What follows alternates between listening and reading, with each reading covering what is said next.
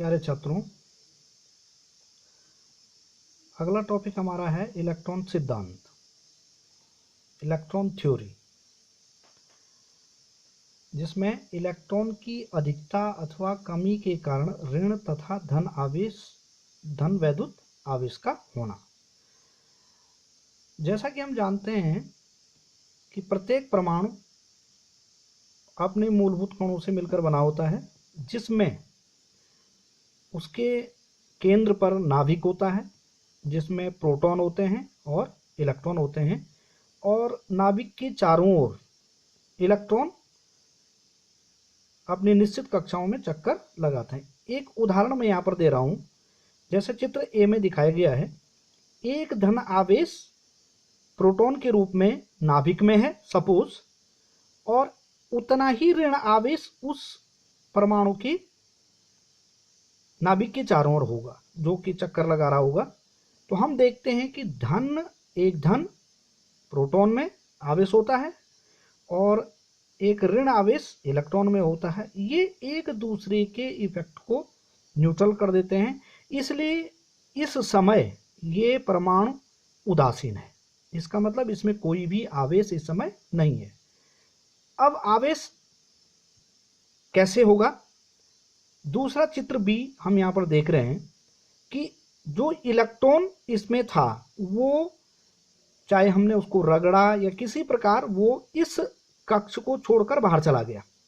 अब हम देख रहे हैं कि इसकी कक्ष में ऋण आवेश नहीं है, केवल जो प्रोटॉन है धन आवेश वो नाभिक में बना हुआ है। तो होगा क्या कि इस एक धन आवेश को न्यूट्रल करने के लिए एक ऋण आवेश अब इसकी कक्षा में नहीं है, तो ये धन आवेश अब न्यूट्रल नहीं होगा। ये धन आवेश का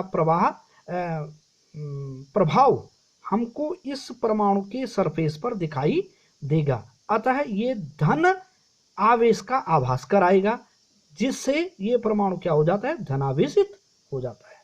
यानी कि इलेक्ट्रॉन के जाने के कारण उसके जो प्रोटॉन हैं वो उदासीन नहीं हो पाते हैं। तो जब प्रोटॉन उदासीन नहीं हो पाएंगे तो वो धन आवेश उसके परमाणु के सरफेस पर दिखाई देगा। तो ये बना आपका धनावेशित। इसी प्रकार चित्र सी में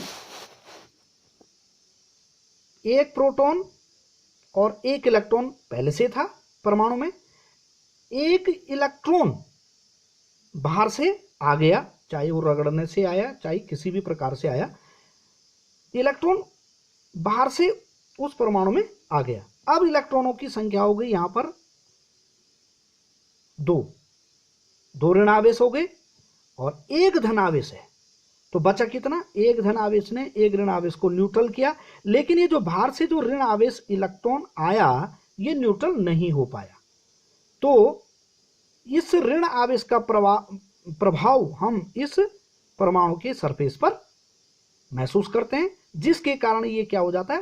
ऋणावेशित हो जाता है। हम जानते हैं कि जितना आवेश प्रोटॉन पे होता है उतना ही आवेश इलेक्ट्रॉन पर भी होता है, इसलिए ये इसको उदासीन कर देता है। तो इससे स्पष्ट होता है कि किसी वस्तु का धनावेशित हो जाना उसके परमाणु की कमी, यानी परमाणु चला गया परमाणुओं में, उसके परमाणुओं में इलेक्ट्रॉन की कमी, इलेक्ट्रॉन की कमी को प्रदर्शित करता है। इलेक्ट्रॉन की कमी को प्रदर्शित करता है। जैसे इसमें इलेक्ट्रॉन चला गया तो एक इलेक्ट्रॉन की कमी हो गई, तो प्रोटॉन न्यूट्रल नहीं हो पाया, तो ये क्या हो गया? धनावेशित हो गया। उसी प्रकार किसी वस्तु का ऋणावेशित होना, जैसे यहां पर हम दिखा रहे हैं, परमाणु में इलेक्ट्रॉनों की अधिकता प्रदर्शित करता है, यानी कि बाहर से एक इलेक्ट्रॉन इसमें अधिक आ गया, जिसके कारण वो इलेक्ट्रॉन प्रोटॉनों के द्वारा न्यूट्रल नहीं हो पाया, क्योंकि प्रोटॉनों की संख्या तो एक है, जो पहले से ही एक इलेक्ट्रॉन के कारण उदासीन हो चुका है। तो जो बाहर से जो ऋण आवेशित इलेक्ट्रॉन आया वो जो है अधिकता है, तो अधिकता को क्या शो करेगा? ऋणावेशित, यानी कि ये परमाणु इस समय ऋणावेशित व्यवहार को प्रदर्शित करेगा।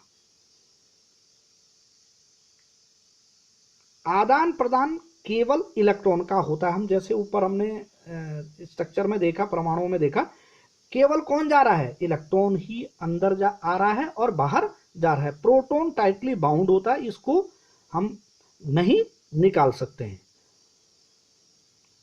इसका मतलब क्या हुआ कि विद्युतीकरण के लिए इलेक्ट्रॉन उत्तरदायी है, इलेक्ट्रॉन उत्तरदायी है।